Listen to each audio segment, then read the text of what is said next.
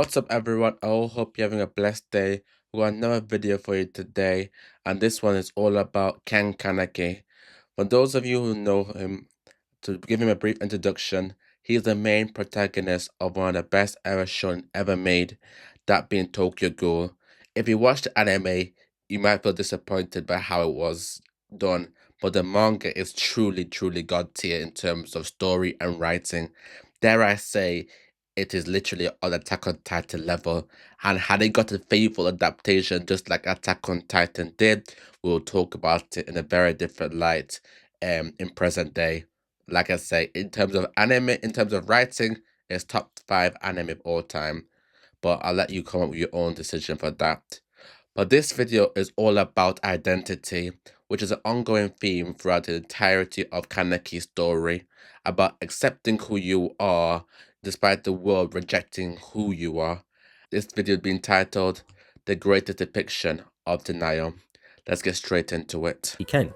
Kaneki is a character who goes through multiple stages of growth and evolution as the story of Tokyo Ghoul progresses. And thanks to this, there tends to be much discussion around these different Kanekis and their characters throughout the community. Leading up to the final act of Tokyo Ghoul Re, Kaneki goes through 5 stages of growth that represent the 5 stages of grief: denial, anger, bargaining, depression, and acceptance. But there's one stage of growth that I see get almost no discussion whatsoever. This is the original Kaneki Ken, or in other words, Kuroneki, the representation of denial. In this video, I intend to speak about the original Kaneki, do a bit of analysis on his character in order to explain why I think he's much better than most give him credit for, as most people seem to just write him off. With that said, if you enjoy content such as this, don't forget to leave a like and subscribe. And now, let's get into it.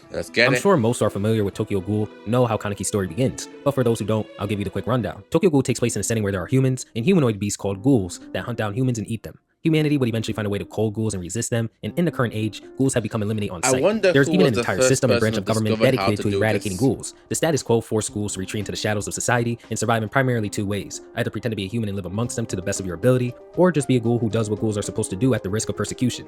Either path comes with their own risk and struggles. In this world, we follow a human boy named Kaneki Ken, who set up a couple of dates with a girl named Haise, and as they walk home one night, she comes onto him and bites into his shoulder. Kaneki has some trouble understanding the situation, but he eventually does, choosing to flee but to no avail. As things seem grim, Kaneki's about to pass away, but steel beams miraculously fall onto Haise, ending her life, meanwhile causing enough commotion for Kaneki to be found by civilians and taken to a hospital. He makes a full recovery, but as time goes on, he notices that something's off. In one of Kafka's most famous stories, a young man turns into an insect. I read it in 5th grade. At the time, I imagined what it would be like if I turned into a giant insect. Kaneki struggles to eat the foods that he originally could, and eventually sees a broadcast from an expert on ghouls about their appetite. The young man who became an insect saw his taste in food change. He could no longer eat fresh foods. He began preferring things like rotting cheese. As Kaneki desperately tries to deny what he's become, he's been cornered. As he struggles and continues to delude himself into not accepting what he's become, he grabs a denial. It's quite unfortunate for Kaneki because many decisions in life, you can accept them because you chose them at the end of the day.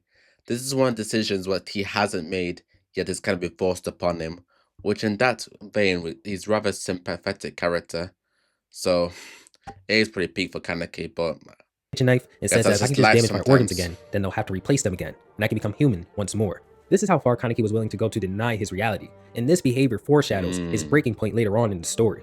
Kaneki, after realizing that even that was pointless, goes to Toka and reaches out to her, knowing that she was a ghoul due to their previous meeting, and begs for her to help him. She denies helping him, but Yoshimura interjects and accepts him into Anteku as one of his own. Something I appreciate at this point of the story, which is only chapter 6, is the fact that Kaneki struggles so much with coming to terms with what he is, but he slowly makes progress in accepting it, and the ghouls playing human around him are mostly the ones that make him realize this instead of himself, which is a problem. He even goes on to call them monsters, and Toka responds with a great counter-argument to this. At least monsters and humans have a place to belong. You who decides that he's neither has nowhere to go.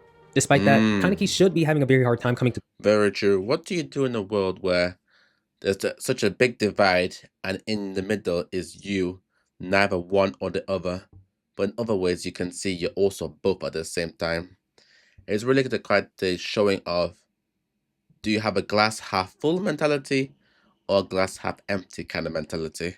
Let's see what Kaneki chooses. Terms with such a radical change in his life, and we see this slowly play out chapter by chapter, but the first big challenge that Kaneki's faced with is Nishiki. Nishiki is another ghoul who disguises himself as human to prey on said humans. The two have a few confrontations here and there that allow them to become familiar yet hostile with one another, and when given the opportunity to isolate Hide and Kaneki, he strikes, knocking out Hide and beating Kaneki to a pulp.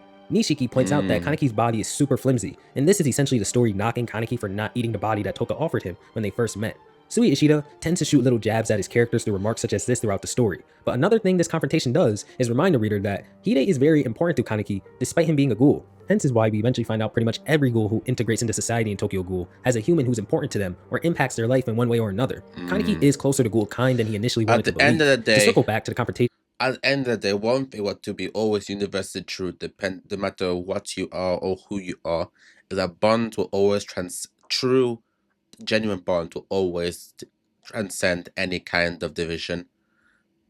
it eventually ends with Kaneki awakening his Kagune and destroying Nishiki. Due to awakening his Kagune, refusing to eat humans, and going into a full ghoul state, he's experiencing ravenous hunger at the moment. Guess who's in front of him knocked out? Hide. Toga does come in and prevent Kaneki from eating Hide, but the point still stands. Kaneki put himself in the worst spot he possibly could due to refusing to eat, and even so, you can't blame him either. It's an extremely nuanced set of Denial. circumstances. Another way Kaneki's denial is tackled in the story is through his eventual confrontation with the deuteragonist of the series, the investigator, Amon Kotaro. Amon and his senior had eliminated one of Kaneki's acquaintances, and one thing to another would lead to Kaneki and Toka taking on the two investigators individually. An This important is detail low-key of this one of arc the is best, one of the most underrated rivalries in anime. Amon and Kaneki. These two, in terms of rivalries, what I consider a good rival is both of them get W's against the other, but they both have a mutual respect to each other, and they both grow because of each other. And this one is really not spoken about enough. the fact that Hinami and her Because mother, in addition, the way they challenge each other isn't also just in the physical realm; it's also on the philosophical, level of discussing and how they present the themes of the story. Of how different are ghouls and humans? Can they come to understand each other? Um, is it possible? How they grow together? It's all very interesting. who had her life taken by the investigators, are both peaceful ghouls who simply want to exist in the world. They do the least amount of harm they can to anybody, and they're better people than most humans. Also at this point, Kaneki has openly acknowledged that he is both human and ghoul, and someone with the potential to create a bridge between both species. Despite this realization, this part of the story forces Kaneki to be in the shoes of the ghouls he was just prejudiced toward, and to actually understand how they're perceived by people such as himself. Amon says things such as ghouls do nothing but distort the world, and they should all be eradicated, and Kaneki agrees for the most part, but he also understands ghouls a bit now, and he had to ask if someone like Hinami deserves to be killed simply because she was born into the world as a ghoul, and he says of course she doesn't. To be convinced that someone is wrong without knowing them, I can't imagine that being right. We have to understand each other more. All of us. Kaneki goes in order to use. It's very true. In the same way there's good humans and bad humans, it's the same way there's bad ghouls and good ghouls. It's all about relativity and understanding people for who they are, not what they are, which is a great theme of what Kaneki really starts to learn through his own experiences.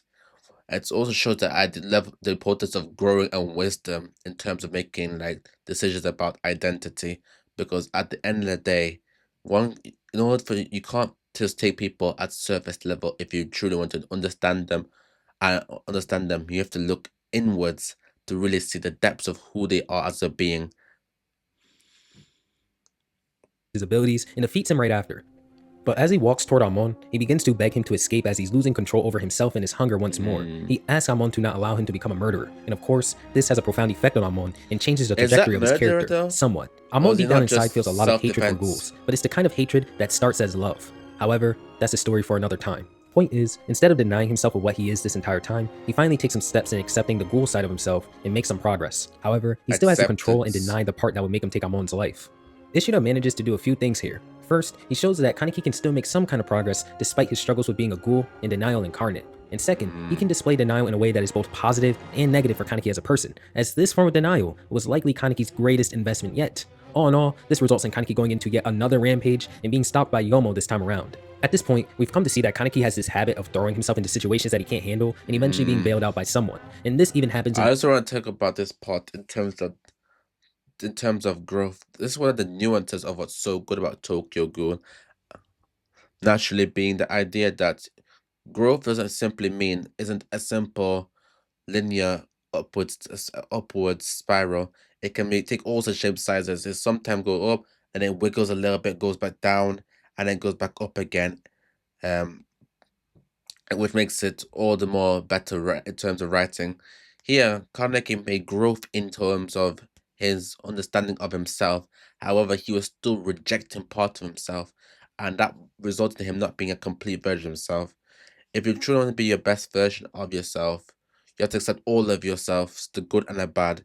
But what's important is trying to be good as best you can, but also understanding the quote unquote bad sides of you also do serve a purpose in making you a balanced and complete individual. And in the end, a lot of things what we consider bad is only just bad in the case in the sense of using it in the wrong time, even though there's a time for it as well. But let's continue. Arc right after with his battle against Tsukiyama and Toka coming in to save him, but this comes to a head at Aogiri, where he's currently captured and attempting to make an escape plan. It fails due to Jason's appearance, and he proposes that Jason. if Kaneki serves him, he will allow everybody to leave. Kaneki refuses at first, but eventually agrees as he knows that if he refuses, everybody's going to suffer anyway. This tends to be a controversial opinion of mine, but to this day, I think had Kaneki been less timid and overall confused, I think he could have brute forced his way out of there. Knowing what we know of Nico after the story was all said and done, Kaneki was not dying no matter what. Anyway, after Kaneki's taken in by Jason, some time passes and other events take place in the story. 10 days pass and we come back to Kaneki bound to a chair and in a horrible state. Due to Kaneki having Rize's organs and being a one-eyed ghoul, Jason took an interest in him as a subject, leading to him being tortured by Jason in the past 10 days by having his fingers ripped off and all other sorts of tortures that I don't want to get into. Just know that it was so bad that Kaneki would have to count backwards by 7 from 1000 in order to keep himself sane.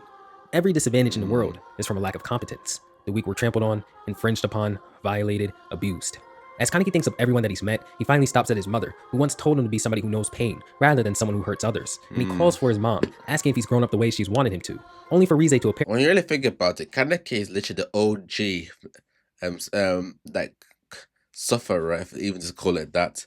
But obviously, I feel like Subaru does take that case for me personally. But before Subaru, it was Kaneki. Kaneki really walked so Subaru could run because what both these two characters, especially Kaneki, went through, yeah, I would have wished it upon my worst enemies. In his mind and basically say, to hell with that. The two begin to speak as they go through Kaneki's life, or at least how he was brought up, and two things stuck out to me. Now, I may be overanalyzing here, but bear with me. First, Kaneki's ability to act, and second, his love for reading.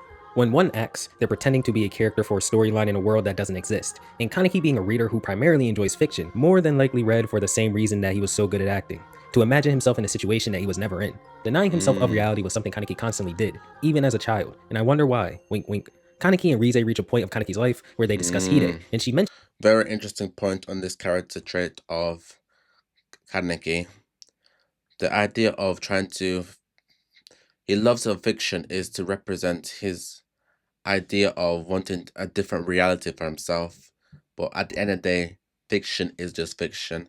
Part of acceptance and growth and understanding and identity is taking reality for face value and looking at it saying, this is what my reality is.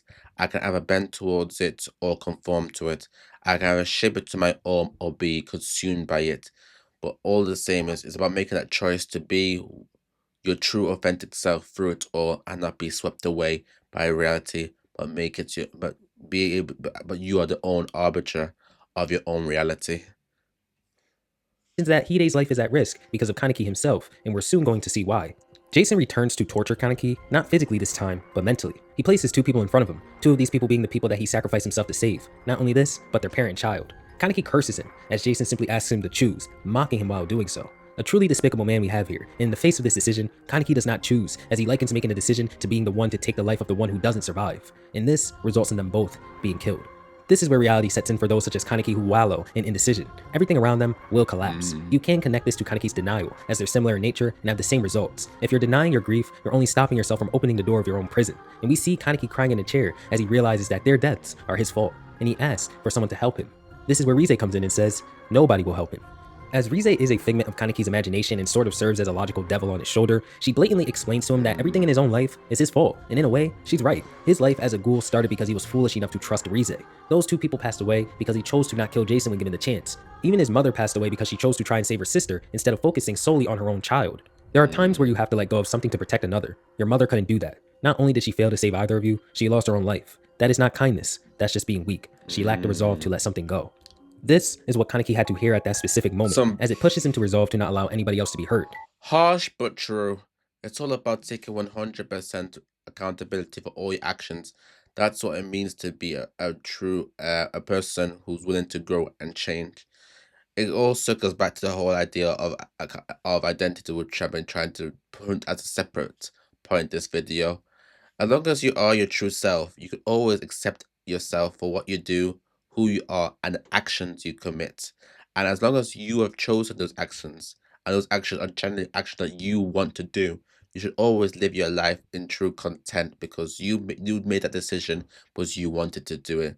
Not because of some false life someone trying to force on you, not because of some fake kind of so you trying to present a lie and try to make it truth.